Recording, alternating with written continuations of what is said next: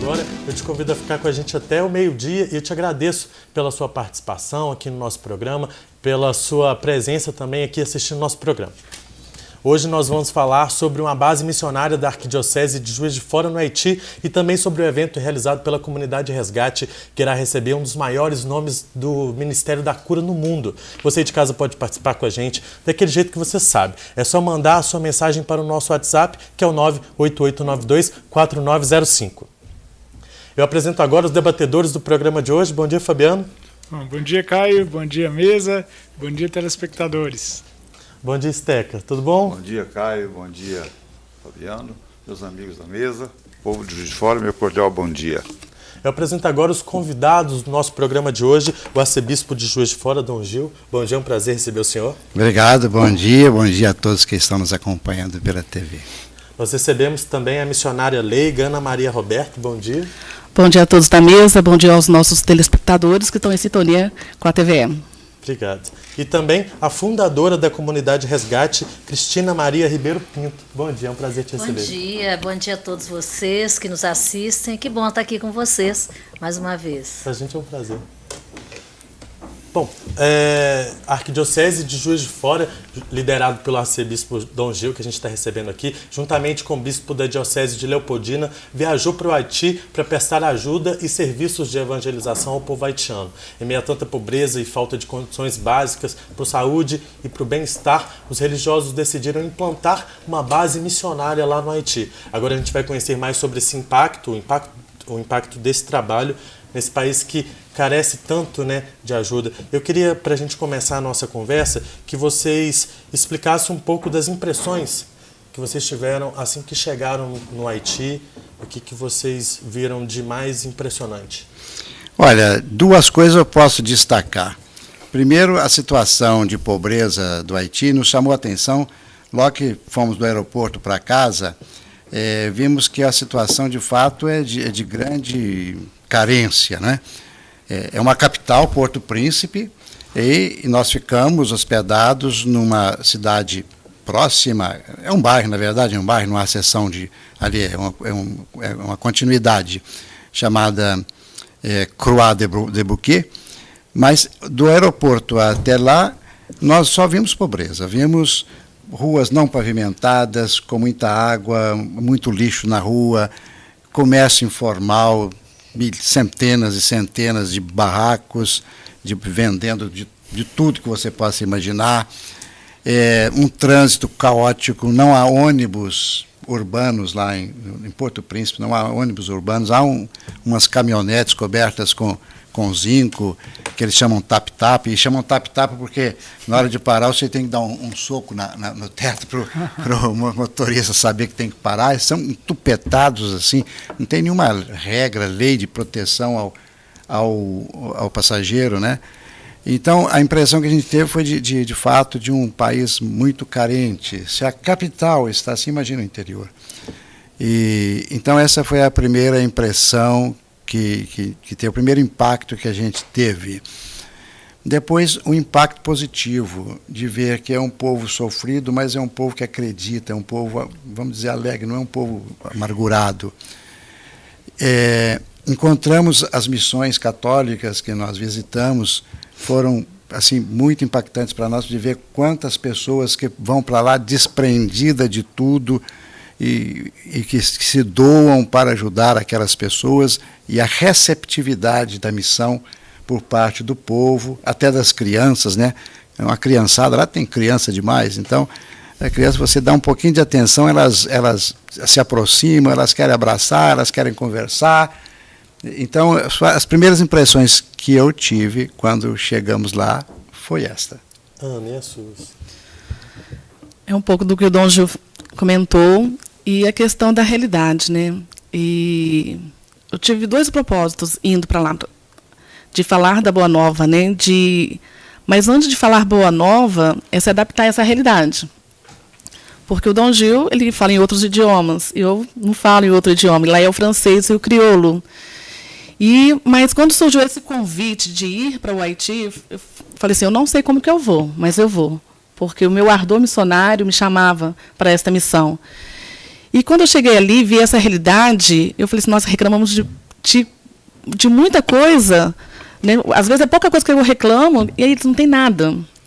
Então, eu fui aberta para essa realidade para poder encontrar esse novo, né? Eu precisei fazer em mim esse esvaziamento de tudo do meu contexto atual como pessoa e para poder encontrar o novo. E esse novo, para mim, foi impactante. Eu nunca passei fome na minha vida.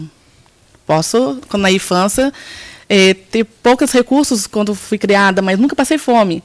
E você chegar no lugar onde você vê várias casas destruídas, a questão do comércio informal, um querendo vender mais do que o outro, né? A questão das pessoas matarem os animais para vender na hora, a questão do descaso público também, dos órgãos públicos, isso é muito grande. Não vou falar que o nosso país também não seja assim, mas lá a miséria é maior. Lá a miséria é maior. Agora, uma das coisas que me chamou muita atenção quando uma criança, porque como o Dom Gil falou, as crianças são muito carentes, tem muitos adolescentes órfãos, porque seus pais faleceram no terremoto.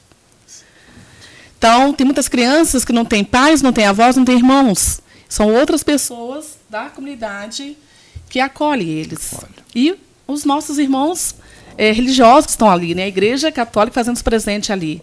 Quando uma criança chegou perto de mim, comentou que tem a Marina, que foi uma missionária que sabe francês, toda hora pedia a Marina para poder socorrer. E ele falou que não estuda porque não tem como estudar, porque não tem dinheiro para poder pagar. Então, a escola pública lá é paga. O SUS, como o nosso aqui, lá é pago. Então, eles não têm nada. Então, o país está num processo de reconstrução. E agora, o que me marcou muito, esse amor das crianças, o olhar, né? E a presença da Igreja Católica ali faz com que nós acreditamos num futuro melhor. Vou fazer uma pergunta. Existem quantas classes sociais no Haiti? Assim, a grosso modo, o que vocês visualizaram, o que vocês viram lá? Eu vi duas classes. Exatamente. Duas classes. Até geograficamente diferente do Brasil, vamos dizer. No Rio de Janeiro, os pobres estão no morro e os outros estão embaixo. Lá é o contrário. Lá é o contrário. Os ricos estão no morro. E a cidade inteira é pobre. Então, a cidade, a gente tem a impressão de ser de uma classe pobre, toda a cidade. Claro que deve haver diferenças. Deve haver diferenças e tal, mas não gritantes. Agora, a diferença gritante é entre os que moram lá no morro, que é uma pequena parte, deve ser 10% da cidade, onde estão ali os deputados, os políticos, onde estão... Estava aqui. Não, eu não sei se tem deputado pobre, também deve ter, mas Sim, a casa dos políticos muda de profissão, porque não está nem sabendo roubar direito, né? Gastando cargo público à toa. Os políticos, alguns empresários e tal, embaixadas, está tudo lá no morro. Sabe por que o Haiti, depois daquele terremoto que devastou o país, passou a receber muita ajuda, colaboração internacional. Sim, verdade. Mas a colaboração internacional, se ela é bem administrada, ela atende aquela comunidade. Acontece que vai para a mão de poucos espertalhões. Infelizmente, vai nas mãos de poucos espertalhões. Eu me lembro que na década de 70, nós tivemos um problema, uma catástrofe aqui na região de divisa de Minas com o Espírito Santo, de chuvas e tempestades e tromba d'água e tal. E aí, muita gente foi ajudar. E que o dinheiro não chegou na mão de quem precisava. Como na Serra do Rio de Janeiro, Teresópolis, Petrópolis, Nova Friburgo, a coisa se repete. E acontece também no Haiti, porque os espertalhões, os políticos, os mandatários, que assumem a frente disso, recolhem tudo e se abastam. Infelizmente, essa é a realidade dura. E nós realmente temos que torcer que haja o milagre. Há um filósofo que diz que nada dá mais dinheiro que a pobreza, né? Sim. Então a exploração dos pobres lá é uma coisa fabulosa. Quer dizer, a gente observa isso, não posso apontar pessoas, mas só posso apontar a situação. Porque eu queria puxar um gancho, senão acaba que a gente vai muito para a questão de política e que talvez não seja nem muito o escopo. Eu tenho uma curiosidade que é o seguinte: a gente vive, por exemplo, um país que é laico, que teoricamente teria que separar as duas coisas. Só que uma pessoa bem formada, muitas vezes ela não vai ser bem formada só na escola, ela tem que ter uma boa formação ética, por exemplo. Né? Então, você forma bem uma pessoa como ser humano, você não vai ter essas mazelas lá na frente. Eu queria entender qual que é o papel da igreja e dessas missões atualmente nessa formação, não só de acalentar, né? Não só de curar as dores, mas também de tratar a alma no sentido de tornar as pessoas melhores. Porque isso constrói um país melhor. Fabiano, lá a estatística oficial está aí na internet. 90% das escolas são religiosas. A maior parte católica, mas também algumas protestantes. Né? A maior parte, 10% é escola pública. E a escola pública também, o pai tem que gastar para mandar o filho para lá. Então, quer dizer, essa contribuição que os cristãos dão, sejam católicos, sejam protestantes, eu acho que é a esperança da nação, porque ali se forma não só religiosamente, mas se forma eticamente, se forma também culturalmente. Comportamento, né? Ensina um comportamento. Eu vou dar um exemplo. Nós visitamos uma comunidade que nos impressionou muito, que é a Missão Belém. O que é a Missão Belém? Um padre italiano, jovem, quando eu era bispo auxiliar de São Paulo, lá chegou para trabalhar com os povos da rua. E ele foi morar com os povos da rua, debaixo da ponte. E hoje, depois formou uma comunidade chamada Missão Belém. Eles foram lá fazer uma semana de missão, logo depois do terremoto, e não saíram mais. Tem 6 anos que eles estão lá. Eles moram no Lixão. O Lixão tem cerca de 2.000 famílias, todos praticamente analfabetos, crianças desnutridas. Morriam muitas crianças. Eles estão lá, com 6 anos, eles conseguiram, com a ajuda daqui do Brasil e de outros lugares, construir escolas, construir tipo de orfanato. As crianças passam lá de 7 da manhã às 7 da noite. Eles dão tudo que a família não pode dar. Comida, banho, tratamento de saúde, tratamento dentário, educação religiosa, educação ética. Eles dão tudo para aquelas crianças. Nesse sentido, acaba que a igreja está entrando no espaço que deveria ser do Estado, claro, teoricamente. Sim, claro. Mas e enquanto igreja mesmo, né? Enquanto questão de fé, enquanto questão de religiosidade, como que é a abordagem atual para tratar as pessoas no mundo que tem concorrência com a internet, com várias outras informações? Fala um pouquinho do trabalho dos freis. Exatamente. A questão da internet, né? Somente o Haiti. Eu estou falando da missão que nós realizamos. Eu fui visitar algumas casas. E a maioria das casas que ficaram erguidas do terremoto não tem nada. Tem uma cama e um fogareiro só. Não tem fogão, não tem sofá. Muito menos não tem computador. Nada. Muito menos internet. Então, e outra coisa que me chamou muita atenção é que eles são muito católicos, eles são muito religiosos. Me encantou a postura deles, a fé deles, porque tiraram tudo deles. O Frei, quando eu entrevistei o Frei Gabriel, ele falou muito sobre isso. Tiraram tudo do povo haitiano.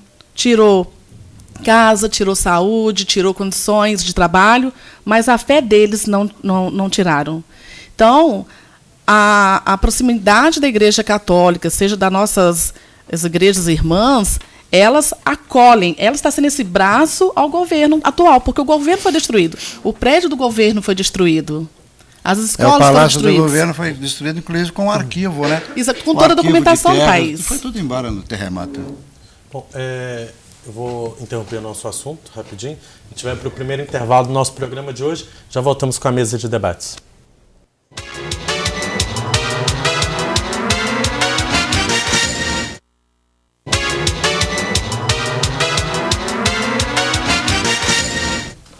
Estamos de volta com a mesa de debates aqui pela TV Juiz de Fora. Ana, a gente tem o costume de, quando vai para um país, trazer lembranças que remetem àquela cultura, àquele lugar, para trazer um pouco daquela lembrança, né, para a gente. Sim. E você trouxe uma que me deixou entristecido, que é a realidade de muitos haitianos, que é esse biscoito que eu gostaria que você mostrasse para a gente, falasse um pouquinho sobre ele.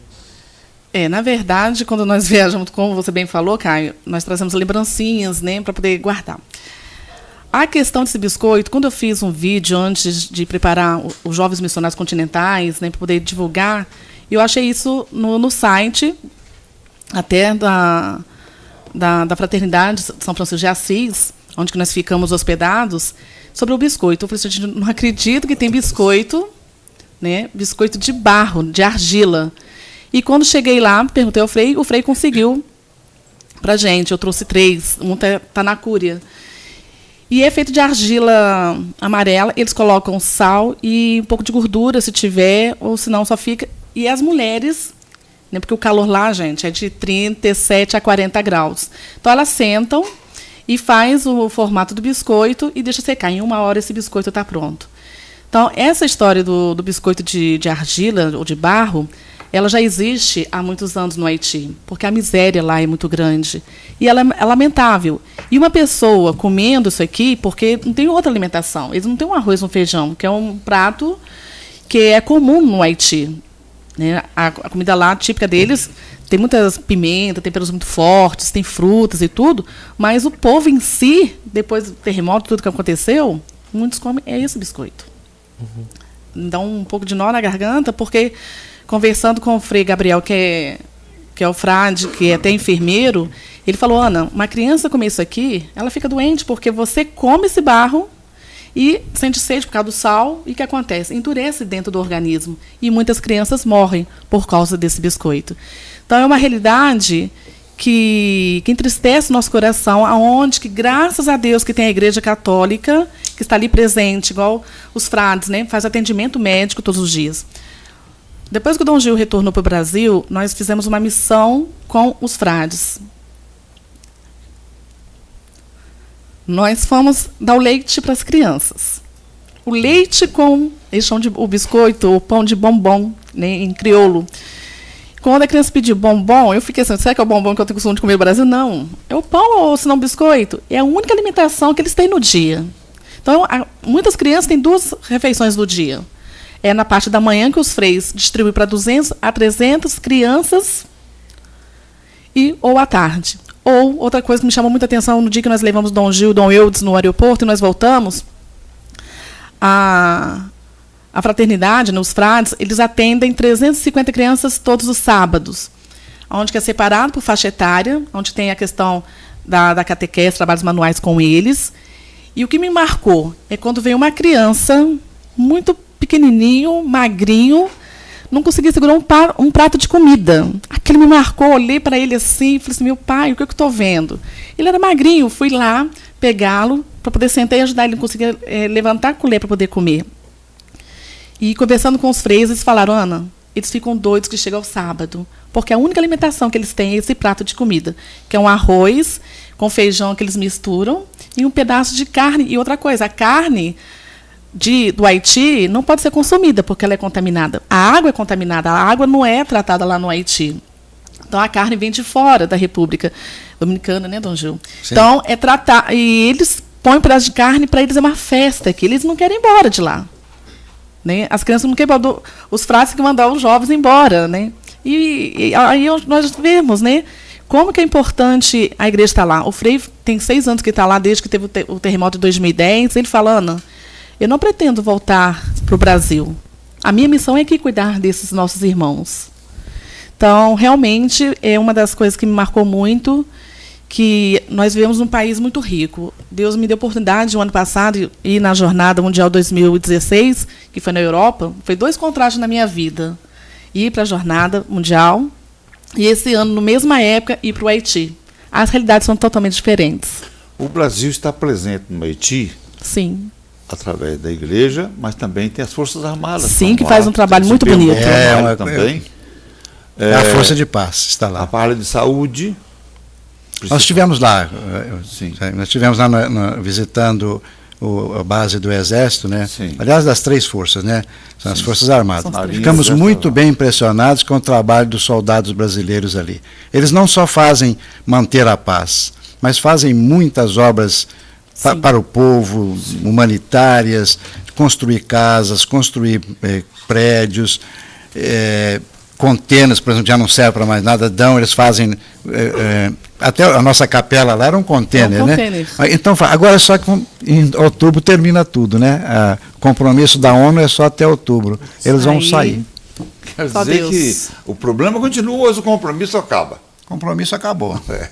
É E terrível, muitas outras terrível. forças de outros países, outros países que estavam lá já foram embora. Sim. Eu estava falando em container, realmente é mais seguro numa situação como aquela, tão precária, né? O container pelo menos já está pronto, é um caixote para se morar lá dentro. Mora dentro de um container é muito melhor do que morar no barraquinho daqueles lá. Com certeza, E- muita lona, muita coisa. exato. Agora, o que tem de bom no Haiti? O povo. É. O povo, as crianças. Nessa missão Belém que nós fomos, o Dom Gil, o Dom Eudes e o... Paisagem nenhuma. Paisagem tem bonita, Tem uma paisagens montanhas bonitas, tem montanhas, tem rios. A natureza é muito bonita, bela. porque ele é uma ilha, tem aquele cabo que entra lá no mar, é uma natureza bonita, a gente vê as montanhas. Agora, uma coisa interessante que eu posso dizer, na rua eu não vi ninguém fumando. Não vi ninguém mal vestido, nem homem nem Verdade. mulher. Todos bem vestidos. Ninguém de bermuda, nem de camiseta cavada, e nem mulher mal Apesar vestida. do calor, né? Os 37 graus, 40 graus, há um respeito, assim, A cultura pelo corpo deles, humano, sim. a cultura. E a missa, por exemplo, a missa nós celebrávamos debaixo de árvores, porque não tinha igreja lá no lugar onde nós estávamos. Era no pátio lá onde os freis moram. Quando o pessoal chegou para a missa, vem como uma festa, para uma festa, bem Foi vestidos. preparado para uma mulheres festa, bem- né? Olha, então o respeito que eles têm pelo sagrado e uns pelos outros, são coisas positivas que nós vimos lá. Eu queria saber de que forma vocês vão continuar ajudando com essa base missionária, se vocês vão pedir auxílio da população de Juiz de Fora, que também é uma forma dos juiz-foranos ajudarem, né, o povo do Haiti. Como que vocês vão fazer para conseguir verba, conseguir dinheiro para comprar alimentação e se instalar no Haiti? O primeiro passo é o seguinte, agora dia 12 nós vamos ter uma reunião com os missionários que foram. Eu levei 5 missionários comigo, ela e mais 4 jovens, um casal. E então nós vamos nos reunir para desenhar um projeto, ver quais as necessidades maiores que vimos lá. Então agora vamos desenhar um projeto e vamos ver como vamos agora aplicar esse projeto. Mas, por exemplo, na linha social, eu estava falando, lá nessa cidade, lá no Croix de Bouquet, tem um dentista que é o padre. O padre é o dentista. Então eu pensei, por exemplo, aqui em Juiz de Fora nós temos muitos dentistas, que poderíamos fazer um grupo que pudesse ajudar de alguma forma. Se algum dentista quer passar um mês lá, por exemplo, ajudar o padre. É bom que seja comentado aqui. O senhor é dentista, então? É bom que seja comentado. Agora, Fez um porque convite. só o comentário, ele é bom, mas nós temos que tomar atitude. Atitudes. Exato. Né? Então é o seguinte, como é que um dentista, ou um médico, ou um farmacêutico, um enfermeiro, que queira doar um pouco do seu trabalho, como é que ele chega lá? Existe algum meio... Aí é conosco. Nós vamos fazer um link com os padres que tem lá. Eles têm o objetivo de fazer um grande hospital. Claro, no Porto Príncipe não tem um grande hospital. Sim. Tem um hospital precário.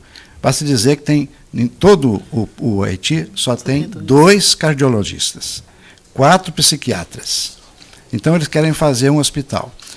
Esses padres, esses freis, eles têm toda a disposição de atender, né, a demanda. Então nós pensamos, Edson, de fazer aqui grupos de profissionais Sim. que se sensibilizem para ajudar de alguma forma, ou ir lá, ou mandar material, ou quem sabe Sim. contribuir, assumir o tratamento dentário de alguém. Isso falar de tirar a dor. Pois é. Então, minimizar médico, o sofrimento. Médico, dentista, mesmo advogados, arquitetos. Tem um trabalho social de arquitetura lá em Taperruge muito bonito. E até mesmo... Eu digo o seguinte, nós aqui em Juiz de Fora, graças a Deus, ninguém come terra. Ninguém precisa comer terra. Lá tem gente que come terra. Será que nós vamos ficar parados? Alguma coisa nós vamos fazer. Agora, dinheiro tem que aparecer, eu não sei como. Então, Dom Gil, aí em Juiz de Fora, procura a arquidiocese aqui, aqueles que queiram doar alguma coisa, doar bens ou trabalho. Trabalho, o maior bem que pode se doar é o trabalho aí. Eu queria só procura pedir... nós vamos montar um grupo e vamos divulgar. Nós temos umas fotos da viagem de vocês ao Haiti. Eu vou passar, eu gostaria que o senhor comentasse. Essa foto aí foi na chegada, né? Essa foto eu tirei, foi do primeiro terço dos homens, né? Que o Dom Gil é responsável a nível nacional, e foi lançado lá para os freios e começaram na quarta-feira passada, né? O primeiro terço dos homens no Haiti. Aqui no Brasil nós temos um grande movimento Terço dos Homens. Tem mais de 1 milhão de homens que rezam o terço todos os dias. Eu sou, ela está dizendo, o Essa bispo é uma imagem referencial. comum no Sim. Haiti. Então Mas lá foi tem. o primeiro grupo de Terço dos Homens fora do Brasil. Essa é uma imagem comum das ruas. Olha ali o chão. A imagem da destruição, do lixão, sei lá o que é. A catedral que foi destruída pelo terremoto em 2010, né? Aqui é o nosso encontro com o representante do bispo. O bispo estava doente, fora do país. Aquele é o chanceler. Aqui é a Missão Belém, que nós falávamos. Eu vejo o que os jovens já construíram. Jovens de São Paulo. Essas moças na cabeça, com pano na cabeça, são jovens desse movimento de São Paulo. As crianças lá, 1.500 crianças que eles atendem todos os dias. Aqui é o Hospital Doutora Zilda, que foi um presente do governo brasileiro, mas que está paralisado porque está em greve há 7 meses. Aqui é a visita ao Núncio Apostólico. Nós queríamos manifestar ao Papa Francisco a nossa solidariedade com o que ele ensina, que é de ter uma igreja em saída, com os olhos voltados para a periferia. Vamos visitar lá. Essa é uma outra missionária aqui de Juiz de Fora, a Marina, que fala bem o francês. Ela esteve lá também conosco. Aqui é a missa, coralzinho. É o Coral São Francisco de Assis ali da comunidade, que canta muito bem, né, Dom Gil? Muito bem. A missa. Aqui Dom Eudes. Ali Dom Eudes, que é bispo Leopoldina, eu e o Frei Afonso. E nós com as crianças. A missa, não tem igreja lá, debaixo das árvores. Naquele local, né, claro. O casal. A Miriam também fala bem o francês. Ali o atendimento para gestantes, que eles fazem todos os dias. Ali tem o atendimento clínico geral, dentista, tem a parte de nutrição e a formação, último sábado do mês, para gestantes. Lá está em torno de 350 gestantes que são orientadas, né? Até nós fomos fazer uma visita para uma gestante que estava com uma anemia muito forte e não tinha água tratada em casa. Nós levamos o Frei levou um balde, esses galões, né, que serviria como filtro, porque para poder ela beber uma água mais tratável. Então é um trabalho muito extenso que eles realizam, e até nós conversando com eles, né, na partilha, de pensarmos de outra coisa também que é bom destacar, né, Dom, a questão da padaria. Eles têm uma padaria industrial lá. Sim. E são 4.000 pães por dia que as mães, né, daquelas crianças fazem. E elas vendem, porque o modo delas também ter um dinheirinho para elas também poder construir e ter as coisas delas. São 4.000 pães por dia. E as mães saem com uma bacia enorme na cabeça, né, para poder vender aqueles pães. E o pão é uma delícia. Então é um modo também de alimentar aquelas crianças. Então, eles fazem um trabalho muito bonito, né? A questão do atendimento tem que ter uma senha, porque a fila é enorme, e de acordo com a necessidade, aí eles vão atendendo as pessoas. E tem uma escola do lado, né, que é das Irmãs do Apostolado Coração, que atende 320 crianças. Né? Tem um prédio que foi construído pelo Exército Brasileiro, que doaram. Então, é um grande trabalho que a Igreja Católica está presente, né? Como o Frei comentou, ele está sendo um braço daquele país, né, desse suporte. Não só, eles não realizam só trabalho sócio-caritativo, mas a questão da religiosidade também na parte humana, né, como foi falado a questão da ética, né, a formação para aqueles jovens, para aquelas crianças que ali estão. Uhum. Cristina, vocês já pensaram em alguma forma de criar uma parceria com o pessoal da Arquidiocese para tentar ajudar também, já que vocês estão envolvidos com essa questão da evangelização? Sim, Caio. Na verdade, nós estamos aguardando essa reunião de Dom Gil.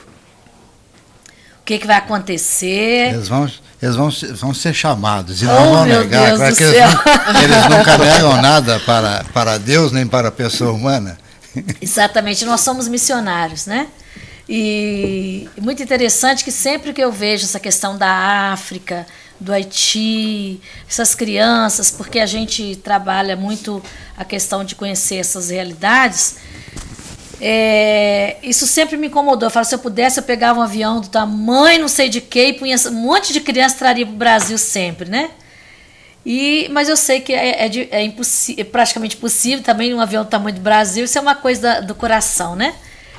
E a gente vai vendo. Mas quando Dom Gil foi, eu vejo, Dom Gil falou muito das crianças, ele mandou fotos, né, Dom Gil?